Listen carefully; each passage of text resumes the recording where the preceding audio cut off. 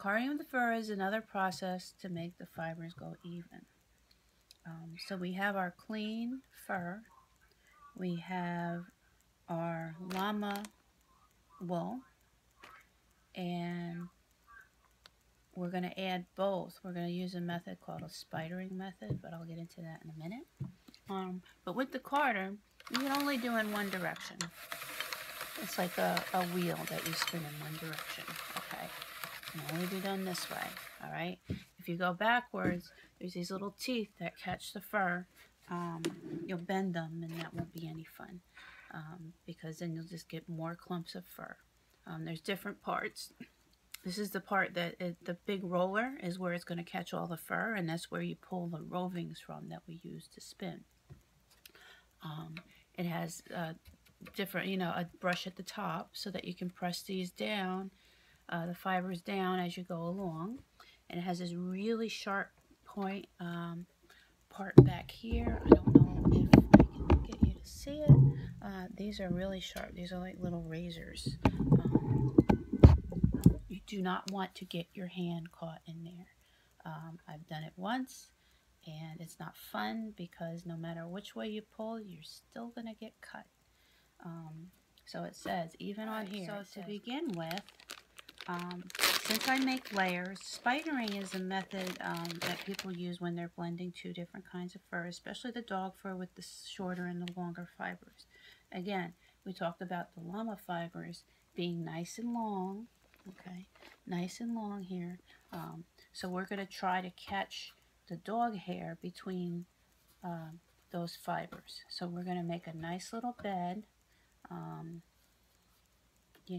of spidery, billowy, I don't know what I'm at a loss of words at the moment. But yeah, we're going to make a nice little bed here for the dog fibers to lie on the big wheel. You see how I'm separating them? And I'm pulling them apart in a way that they're laying, again, going in the same direction. I don't want to just throw it on there. Some people do throw it on there, and that's their choice. But I found that the rovings pull off really nice, and your rovings turn out really nice because everything is just about in the same direction. You're not going to have perfection, but why not try and get as close as you can? I try to make it so thick. For Dakota's fur, he has a lighter fur than most. He's just not dark gray. So what I'm going to, I mix it with white. And it makes it a nice, pretty, light gray color. Okay. So see how it's feeding itself into there? Okay, that's what we want. We want it to feed itself into there. I don't push it. I don't hold it back. I let it go on its own. If I do that, then it's all going to get caught in the smaller wheel.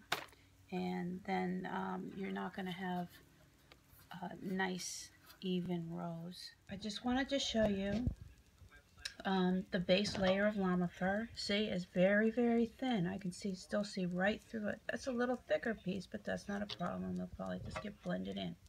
Okay, these are the spikes I told you about, little razor blades. Anyway, you can see how the llama fur is lining up here. So now I'm going to add my WolFur layer. Okay, so I showed you the llama fur. Pretty much the dog fur is the same way. See how I'm going? Only these are going to be thicker layers, okay? Again, learning to break that dog fur almost to the point of going or of breaking apart. But see how I'm making like a nice long line here, okay? A long line of fibers that are sort of straight, okay? See how I pull it? I hold my hand and I pull it back, okay? If I see any open gaps, I take it and I put it right over, but again, pulling the fibers straight, okay? Now I'm going to roll it in. I'm going to let it go in again on its own. Slowly. Sometimes I have to feed her a little more again. Okay. Now this part, you're going to say, it comes together, it kind of sticks to the teeth. If there's too much sticking to it, then you know you need to tamp it down. We use two different kinds of brushes. Okay, there's this kind of brush. Okay, I can use that to press it onto the big wheel, or I like using this brush actually. I don't know if it was designed to do this, but it came with the kit, and I seem to like it a lot better. Mainly because, I guess because the fibers are so small that it makes it nice and smooth. I think it makes it much smoother than when you use the chunkier parts. Okay, so as I press this down or tamp it down, it's coming off the small, sharp teeth of the other one. Okay, when people throw it on here in a big lump, I mean, I don't know how it ends up getting tamped down. Okay, I'm not sure, but I think you can see that we have quite a bit of Dakota's fur on here. It's about half thickness. Some people like to go all the way up to the tips and make it really thick layers of the Rovings. I like them thin and small because I like to work with thin, small pieces rather than big chunks. I don't know. When I do it with the large chunks, there's a lot of waste, or I feel there's a lot of waste. So I like to make them as small and thin as possible. So that's just my preference. But we'll do another base layer of the llama fur to cover this. Remember, there's a bottom layer, and then we have the Dakota fur in the middle, or the wolf fur in the middle. And then we put a layer on top. And then I'm going to show you how to pull them off. All right, this is the part where I pull off the Rovings. Just real quick, again, the sandwich.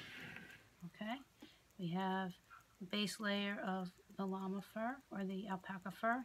About 5 layers. Actually, I mean 6 layers of Dakota fur in here.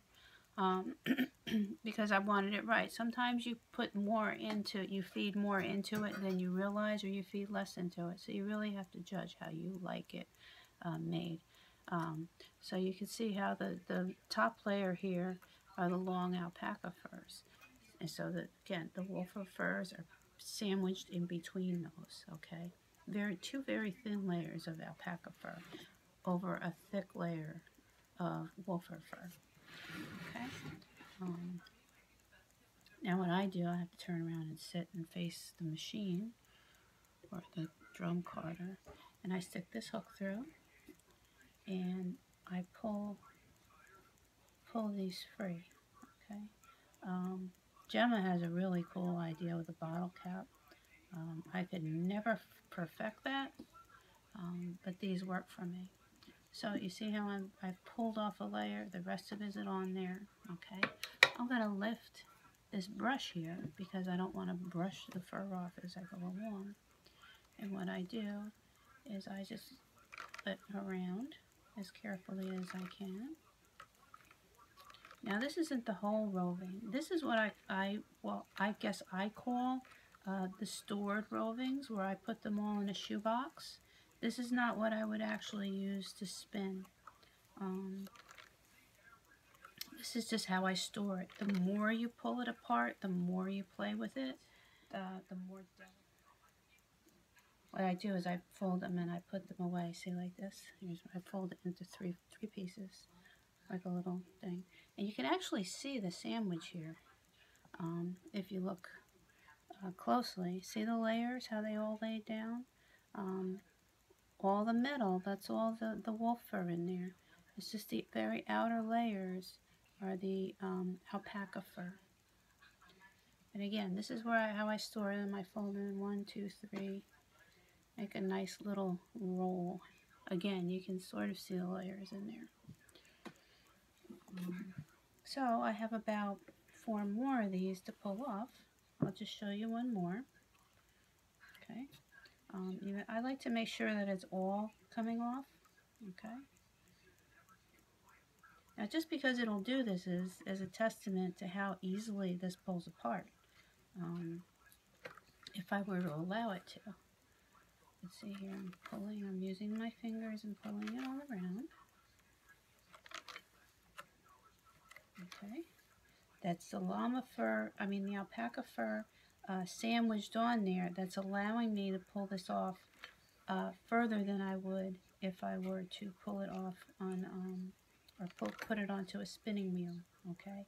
If I didn't have those alpaca layers on the outsides, I would have to be I'll show you in a second, I would have to be very, very careful about breaking the fibers apart. I'll show you one more. See how it comes apart? Okay. There's a little more in here. The bottom layer of alpaca fur, the longer hairs, are all that's keeping that wolf fur together in there. If it were all dog fur or wolf fur, I would have to be very delicate about how I take it out, because remember, they're only about an inch or two short.